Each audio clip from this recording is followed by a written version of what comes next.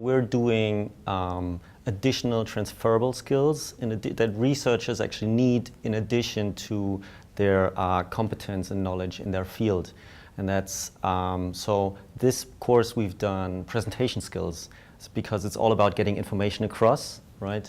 Which is key for being a good and successful researcher. Well, there's a space missing when we started, for example, with our junior group leader positions, 6 to 10 years ago. We all had to learn by trying it out, and they were, well, we did not really get a lot of help.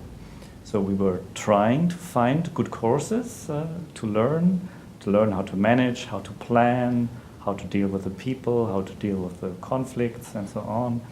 And then we found out, okay, there are courses, but it's still a niche, and it still will be very helpful for a lot more researchers. And that's the reason why we jumped in and decided as, let's say, practical researchers to offer these courses, transferable skill courses, also to other scientists. So actually, we researchers, and there I'm speaking for me, for example, I learn by doing things, right? So yes, I hear presentations and so forth, but actually I learn, especially these transferable skills, I learn by doing them. So what we do is we give the researchers tasks to do, riddles, things that are not easy to do, and we researchers, we really like doing them, so we only focus on the result. And then afterwards, in the review session, we can actually look at the process and what happened in attaining that result. And then we can look and get feedback also from the others on how was their team going, how was leadership skills performed, how was management performed during that process, right? Because we all focus on the task only, so that we afterwards can take apart the process and people are truthful and themselves when they actually do this. So it's not just theory, it's actually doing these things. And we put a lot of effort in designing the interactivity. So the interactivity not between us and the participants, but also among the participants. A lot of interactivity, exchange of ideas among the peers. And this has to be designed. And we follow, let's say, a very simple truth is design the activity and design not the content. Because the content, this is something what has been established. More important is that people really go through and experience it.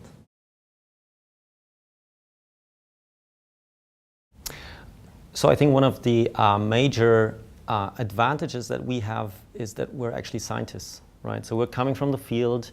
Participants can ask us, why are you doing this with us? What was your experience in this setting? And this is why there's been such a strong connectivity between us and the participants, because we've been through the same issues. And so we've actually been doing this not only, for example, for PhD students, but also postdocs, group leaders, medical doctors. And we're doing this in Germany and now also abroad, Portugal, Norway. So this is really kicking off because there's such a strong need, right? When I was PhD student, postdoc, there was nothing like this. So I had to learn everything by try and error, which is really inefficient, right? There's much more efficient ways to learn these things. We all learn molecular biology by taking courses, going places where people know how this is being done. But when it comes to staffing, budgeting, leading, we don't take courses, we just make mistakes all the time. And then we try to learn from those, and that's inefficient. We get a lot of feedback, and we are very proud also about the quality of the feedback. What people often say that they never have attended a course where there is so many activities in there, where so much exchange among the people, and that's the reason it spread around. It's especially in Germany because we are Germans, but it's also in other countries.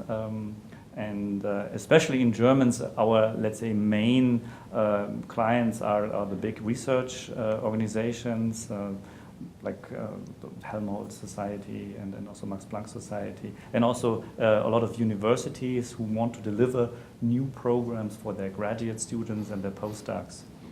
and we get overwhelmed by requests. Yeah, so I think, as you say, e-learning is becoming more and more important, being in curricula at universities, but also other teaching. So I think that's a very good way to convey theory, right? The background, the fundamentals, and knowledge. But the point is really to experience these things oneself, right? So I think that's very complementary to what we're doing in actually doing activities with these people, with the participants. So I think that's actually adding and complementing each other. You know, theory on the one side, which is important, and then but also then learning by exhaling, by doing, and that's when the fundamentals come across. At least that's what happened to me. I may give an example. Feedback training, for example. You can read the feedback rules, how to give someone a good feedback of a good quality. You can also learn it in a let's say in an e-learning module as well.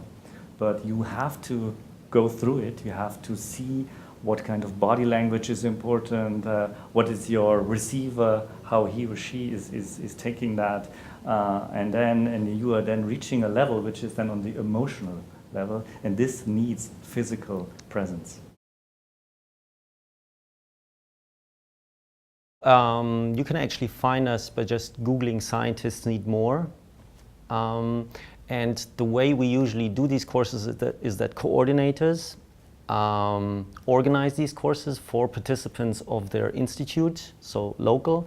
But for example, in Max Planck, it's also the central Max Planck that coordinates these courses then Germany-wide. So it goes via the coordinators at these institutions that actually hire, get these courses, order for these courses.